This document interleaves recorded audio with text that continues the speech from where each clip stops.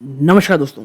दोस्तों, आज निफ्टी को अगर आप देखोगे तो 1.5% के आसपास की आपको ये गिरावट दिखा रहा है और 23,000 जो एक ह्यूज आप कह सकते हैं सपोर्ट का काम कर रही थी या टेक्निकली थोड़ा आप कह सकते हैं मजबूत दिखा रही थी बाजार को, वो लेवल भी टूट गए हैं। बट जिस तरह से पूरा का पूरा यूएसए, जापान, चाइना, इन लोगों के हालात चल रहे हैं, कहीं ना कहीं एक बार ये लगा था कि भैया ये जो है ना 22,000 को आज ही तोड़ देगा। और मैं बात यूं ही नहीं कह रहा हूँ, हम सबको पता है कि जो यूएसए का बाज़ार है वो हमसे मुझे लगता है 2 गुना 3 गुना से कहीं ज़्यादा बड़ा है। और जब वहाँ पे आप 4 से 5% का क्रैश देखते हो, जी हाँ, वहाँ पे 4 से 5% की गिरावट हुई है। और जब इस प्रकार का आप कैश क्रैश देखते हो, बहुत डरावनी तस्वीरें रहती है अपने दिमाग में कि भैया आज क्या हो जाएगा। चाहे SGX निफ्टी को आप देख लें, वो तो भाई साहब बहुत ज़्यादा गिरावट दिखा रहा था। आप कह सकते हैं जो गिफ्ट निफ्टी है वो भी वीकनेस दिखा रहा था, लेकिन 1.5% से आसपास की गिरावट हो रही है। अच्छा, कई लोग ये कह रहे हैं कि भाई ये जो गिरावट है ये बहुत ज़्यादा है। भैया मेरे हिसाब से बहुत बहुत कम है ये गिरावट। लेकिन बात सिर्फ आज की नहीं है कि भैया आज बच गए तो कल बच जाएंगे, नहीं। ये जो पूरा महीना आपके लिए जाने वाला है ये बहुत बहुत ज़्यादा वॉलेटाइल होने वाला है। इसके पीछे 4 क्या कारण है आज चर्चा करेंगे। और इस बीच रिटेल निवेशकों के 2 से 3 बहुत ही मैं कहूँगा अच्छे सवाल भी आ रहे थे। सवाल ये थे, निफ्टी तो टूटा है, बैंक निफ्टी क्यों नहीं टूटा? कहीं सेक्टर आप कह सकते हैं मैनेजमेंट तो नहीं चल रही है, इंडेक्स मैनेजमेंट, कहीं कुछ गड़बड़ तो नहीं है? क्योंकि देखिए हम सबको पता है जो बैंक निफ्टी है ना वो निफ्टी से कहीं ज़्यादा वोलेटाइल, बैंक निफ्टी में ट्रेड करना कहीं ज़्यादा प्रॉब्लमेटिक होता है। और निवेशक ये डर रहे हैं कि भैया बैंक निफ्टी में जो आज की मजबूती है कहीं ये रिटेल इन्वेस्टर्स को फंसाने वाली तो नहीं है। तो देखिए कुछ भी कह पाना थोड़ा टफ रहेगा, क्योंकि हुआ क्या है, आज जो बड़े बैंक्स होते हैं HDFC बैंक, इसमें बहुत ज़्यादा मजबूती रही। इन्होंने जो Q4 के अपडेट्स दिए हैं HDFC बैंक ने, वो बहुत ही ज़्यादा अच्छे दिए हैं और उस कारण बढ़ोतरी उसमें रही। तो जितना बैंक निफ्टी गिरना था वो गिरा भी नहीं दोस्तों, ठीक है। तो मैं ये तो मानता हूँ कहीं ना कहीं कि हाँ कुछ इंडेक्स मैनेजमेंट हुई है, लेकिन HDFC ने भी ना बहुत साथ दिया, वरना जो आप ये 1.5% देख रहे हो ना, इसमें भी बहुत भयानक गिरावट होती है आज, ठीक है। तो ये चीज़ें हैं। लेकिन जब आप ब्रॉडर वे में जाते हो, बड़ी चीज़ों में जाते हो कि भाई आखिर आगे क्या, तो हम सबको पता है 22,800, इसको लेकर के कितनी ज़्यादा बातें टेक्निकली हो गई, एनालिस्ट हो गए करते थे जब इससे पहले बड़ी गिरावट हो रही थी। तो 22,800 ये आपका नेक्स्ट सपोर्ट होने वाला है, ठीक है। मैं बहुत ही लेमन लैंग्वेज में चर्चा कर रहा हूँ, ये नहीं कह रहा कि भैया यही होने वाला है, नहीं।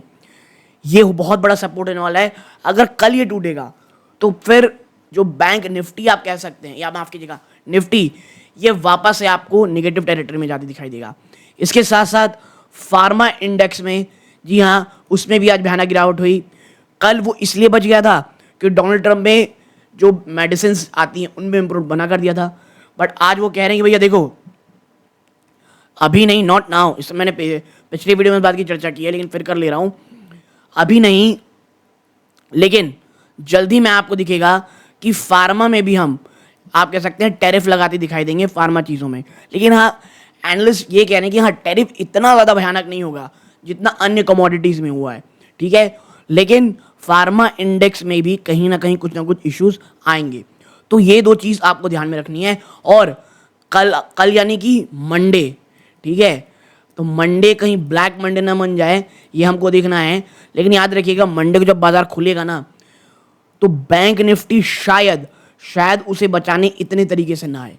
लेकिन मंडे का दिन कैसा होगा ये हमको देखना पड़ेगा। और देखिए इस वीकेंड में कुछ ऐसे अनाउंसमेंट ना कर दे डोनाल्ड ट्रंप जो बहुत बहुत ज़्यादा भयावह हों, ठीक है। और देखिए क्या वो 4 पॉइंट हैं आपको यहाँ देखना मिलेगा। सबसे पहले हम सबको पता है ट्रेड वॉर कंसर्न जो ट्रंप टैरिफ अनाउंस कर चुके हैं, ठीक है भैया। इंटेंसिफाई हो गई ट्रेड, इंटरनेशनल ट्रेड टेंशंस, 10% के बेस लाइन के साथ उन्होंने US इंपोर्ट टैरिफ लगा चुके हैं वो, ठीक है। और जिनके पास सब्सटेंशियल ट्रेड सरप्लस था, कह सकते हैं यूएसए के साथ, उनमें सबसे ज़्यादा टैरिफ लगा है। इंडिया में 26%, ये मेरे ख्याल 27% हो गया है, चाइना में 34%, और ये 34% में प्लस 20% आप जोड़ लें जो ऑलरेडी इनके पास था। ऑलरेडी चाइना के ऊपर 20% का टैरिफ लगा चुके हैं डोनाल्ड ट्रंप, तो 20 प्लस 34 टोटल 54% का यहाँ पे टैरिफ। और मैं आपको बता दूं, चाइना कितना भी बड़ा, कितना ही मजबूत हो, 54% अगर लगातार जारी रहता है तो कहीं ना कहीं ये बहुत निगेटिव असर करेगा चाइना को। European union 20%, south Korea 25%, Vietnam 46%, Taiwan 32% और जापान 24%। और देखिए इसी के साथ ही ना एक बहुत बड़ा जियोपॉलिटिकल मूव हुआ है। चाइना, साउथ कोरिया और जापान एक साथ आकर के कहते हैं कि भैया हम इस टैरिफ का मुकाबला सीधा करेंगे। तो कहीं ना कहीं बहुत बड़े दुश्मन दोस्तों दिखाई दे रहे हैं। और ये कहते हैं market are going through height and uncertainty, एक बहुत ज़्यादा अनसर्टेनिटी के थ्रू गुजर रहा है, और ठीक है पिछले कुछ समय से। और जो ट्रेड वॉर है ये ट्रिगर हो चुकी है डोनाल्ड ट्रंप के द्वारा। और देखिए आने वाले समय आप सुनेंगे कि चाइना, यूरोपियन यूनियन और अन्य लोग लगातार टैरिफ बढ़ा रहे हैं यूएसए के ऊपर, और ये सिर्फ और सिर्फ एक काम करेगा, जो अनसर्टेनिटी का पीरियड है उसे और ज़्यादा बढ़ाएगा, ठीक है, और मार्केट में कन्फ्यूजन पैदा करेगा। और मैं बार बार एक बात कहता हूँ, मार्केट को कन्फ्यूजन बिल्कुल पसंद नहीं है, उसे पॉजिटिव न्यूज़ या निगेटिव न्यूज़ अच्छी लगती है। अनसर्टेनिटी में अगर वो बहुत ज़्यादा गिरता नहीं है लेकिन वो भागेगा भी नहीं, और धीरे धीरे आपको यहाँ पे गिरावट देखने को मिलेगी, ठीक है। ये कहना है वीके विजय कुमार जी का, जो चीफ इन्वेस्टमेंट स्ट्रेटेजी है जियोजीत फाइनेंशियल में। नाउ ग्लोबल मार्केट में बड़ी भयानक गिरावट हुई है। क्यों? रिसेशन कंसर्न्स में एक शार्प डिक्लाइन हिट किया है वॉल स्ट्रीट को और S&P 500 को। $2.4 ट्रिलियन इन वैल्यू, जो कि बहुत मोस्ट सिग्निफिकेंट डेली डिक्लाइन थी 2020 के बाद, यहां पर देखने को मिली है। यूरोपियन स्टॉक 600 इंडेक्स में 3% से ज़्यादा की गिरावट हुई है, ठीक है, और फॉलोइंग 2% ड्रॉप प्रीवियस डे, और उससे पहले 206 दिन था। बात करें एशिया की, जापान निकी 225 एक्सपीरियंस्ड कंसेक्यूटिव डिक्लाइन 2.8% का ड्यूरिंग द ओवरनाइट सेशन। जो मार्केट एटमॉस्फेयर है वो काफ़ी हद तक कॉशियस होता चला जा रहा है, और evidenced by investors seeking refugee in US treasury bond. और हर कोई अब क्या देखिए, वॉलेटिलिटी हो रही है तो लोग कहाँ जा रहे हैं, यूएस ट्रेजरी बॉन्ड की तरफ, गोल्ड की तरफ। और ये इस बात की जो heightened concern about market stability, ठीक है। और मैं एक और चीज़ आपको बता दूं कि आज ना गोल्ड में बड़ी गिरावट हुई, गोल्ड और सिल्वर में बहुत बड़ा क्रैश आया है। तीसरी चीज़, Indian pharmaceutical industry face tariff pressure. जी हाँ, जो मैंने आपसे वहाँ थोड़ी बात की थी, अच्छे से बात कर लेते हैं। जो फार्मास्यूटिकल सेक्टर है इंडिया में, वो सिग्निफिकेंट लॉस एक्सपीरियंस किया। कब? जब ट्रंप ने इंडिकेट किया ना कि एक नए सेक्टर स्पेसिफिक टैरिफ आएंगे। नोटेबली कहाँ पर? Aurobindo pharma, Laureus labs, IPCA laboratories और ल्यूपिन। उन्होंने कम से कम 7% का क्रैश दिखा है।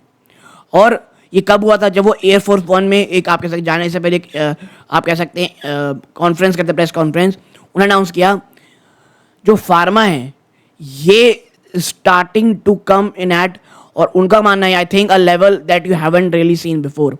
यानी इतना ज़्यादा मैं इसमें टैरिफ लगाऊंगा, वो टैरिफ आप कभी भी नहीं देखे होंगे।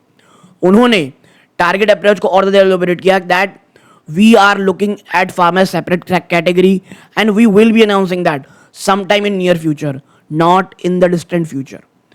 अच्छा मैं बता दूं, ये डोनाल्ड ट्रंप साहब जो कर रहे हैं ना, वो ये चाह रहे हैं कि मैं टैरिफ मार दूं, मेरा आएगा, इन्फ्लेशन बहुत ज़्यादा बढ़ेगा, no issues, but nation on nation trade deal negotiate करूं, जहां जिस सेक्टर से मुझे फ़ायदा हो, जिस कंपनी से सेक्टर मुझे फ़ायदा हो, मैं वहाँ टैरिफ थोड़े बढ़ा लूँ। जहाँ मुझे थोड़ी अपॉर्चुनिटी चाहिए वहाँ पे उस देश को बोलूँ भाई तुम टैरिफ अपना कम करो। तो नेशन वाइज नेशन है, नहीं इंडिया है तो इंडिया के साथ अलग, यूके है तो यूके के साथ अलग, मैं ट्रेड डील करूँ ताकि मुझे एक ओवरऑल बहुत बहुत ज़्यादा फ़ायदा हो। और कहा यह जा रहा है इन टैरिफ के साथ $900 बिलियन, जी हाँ, 8 या 900 बिलियन डॉलर है, वो पैसा कमा पाएंगे। तो देखिए ये कुछ कर तो रहे हैं बड़ा, और मैं हमेशा ही बार कहता हूँ कि ये जो इशू है ये यूएस की इकोनॉमी को पूरी तरह से पॉजिटिव कर सकता है, या तो यूएस इकोनॉमी को ख़राब तो करेगा ही करेगा, पूरी दुनिया को एक ऐसे अनसर्टिनिटी में काफ़ी लंबे समय तक ले जाएगा जहाँ पर हमें कोई सिग्निफिकेंट गेन होगा ऐसा नहीं लगता। ठीक है, और last but not the least, heavyweight stock में गिरावट हुई। मार्केट लीडर रिलायंस इंडस्ट्री, इसने काफ़ी गिरावट दिखाई।